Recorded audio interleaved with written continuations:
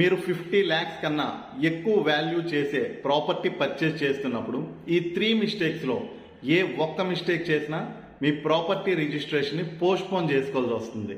నేను మీ chartered accountant Avinash Gudivada. First thing, మీ పాన్ ఆధార్ అనేది ఇన్కమ్ ట్యాక్స్ సైట్లో రిజిస్టర్ అయ్యే లేదా చూసుకోండి. మీ పాన్ ఒకవేళ ఇన్కమ్ ట్యాక్స్ సైట్లో రిజిస్టర్ అవ్వకపోతే 26 క్యూబిక్ టీడీఎస్ రిటర్న్స్ అనేవి మీరు ఫైల్ చేయలేరు. ఆ 1% టీడీఎస్ కట్టకుండా రిజిస్ట్రార్ ఎప్పుడు మీ రిజిస్ట్రేషన్ ప్రాసెస్ చేయరు. సెకండ్ థింగ్, మీ ఆధార్లో ఉన్న ఫోన్ నెంబర్ యాక్టివ్గా ఉందా లేదా చెక్ చేసుకోండి. ఒకవేళ ఆ ఫోన్ నెంబర్ అవైలబుల్గా లేకపోతే, రీసెంట్గా ఒక కేసులో మా దగ్గరికి 26 క్యూబీ ఫైల్ చేయించుకోవడానికి వచ్చారు. వాళ్ళ పాన్ రిజిస్టర్ చేసినప్పుడు ఆధార్లో ఓటీపీ అడుగుతుంది. బట్ ఆధార్లో ఉన్న ఫోన్ నెంబర్ ఆల్రెడీ అదర్ పర్సన్కి అలాట్ అయిపోయింది. వాళ్ళు ఓటీపీ చెప్పట్లేదు. సంహవ్ వాళ్ళు బతిమలాడి లాస్ట్ మూమెంట్లో ఓటీపీ తెప్పించుకున్నారు అండ్ 26 క్యూబీ ఫైల్ రిజిస్ట్రేషన్ అయిపోయింది. ఒకవేళ అవతల వాళ్ళు కానీ ఓటీపీ చెప్పకపోతే వీళ్ళు మళ్ళీ వీళ్ళ ఆధార్లో ఫోన్ నెంబర్ని అప్డేట్ చేసుకొని అది అప్డేట్ అయ్యాకే వీళ్ళు రిజిస్ట్రేషన్ ప్రాసెస్ పెట్టుకునేవాళ్ళు. అండ్ థర్డ్ థింగ్, మీ ప్రాపర్టీ యొక్క వాల్యూ మీ డాక్యుమెంట్లో కరెక్ట్గా ఎంటర్ చేశారా లేదా.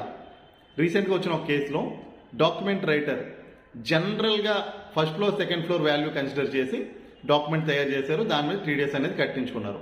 బట్ వీళ్ళది 4th ఫ్లోర్, అక్కడ వాల్యూ కొంచెం హైర్ అయింది, ఒక 68,000 రూపీస్. సో రిజిస్ట్రేషన్ చేయకుండా ఆ రిమైనింగ్ 68,000కి 680 రూపీస్ మీరు టీడీఎస్ కట్టేకే నాకు డాక్యుమెంట్ సబ్మిట్ చేయండి అన్నారు. వాళ్ళు ఇమీడియట్గా అప్పటికప్పుడు వచ్చి ఆ రిమైనింగ్ 680 రూపీస్ కట్టి రిజిస్ట్రేషన్ అనేది కంప్లీట్ చేసుకున్నారు. ఒకవేళ ఆ టీడీఎస్ విత్ ఇన్ టైంలో అవ్వకపోతే, అంటే రిజిస్ట్రార్ ఆఫీస్ టైమ్స్లో అవ్వకపోతే వాళ్ళు రిజిస్ట్రేషన్ అనేది పోస్ట్పోన్ చేసుకోవాల్సి వచ్చేది. సో వెన్ ఎవర్ మీరు ఏదైనా 50 lakhs కన్నా ఎక్కువ వాల్యూ పర్చేస్ చేస్తున్నప్పుడు ఈ 3 థింగ్స్ని అడ్వాన్స్గా గుర్తుపెట్టుకొని ఆ మిస్టేక్స్ జరగకుండా చూసుకోండి. ఫస్ట్, మీ పాన్ అనేది ఇన్కమ్ ట్యాక్స్ యాక్ట్లో రిజిస్టర్ అయిందా లేదో చూసుకోండి.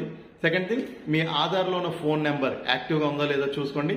థర్డ్ థింగ్, మీ డాక్యుమెంట్ రైటర్ మీ ప్రాపర్టీ వాల్యూని కరెక్ట్గా వాల్యూ చేసి డాక్యుమెంట్లో వేసారా లేదా చూసుకోండి. అండ్ ఇన్ టైంలో మీ ప్రాపర్టీ రిజిస్ట్రేషన్ మీరు అనుకున్నట్టు చేసుకొని హ్యాపీ ఓనర్స్ అవ్వండి.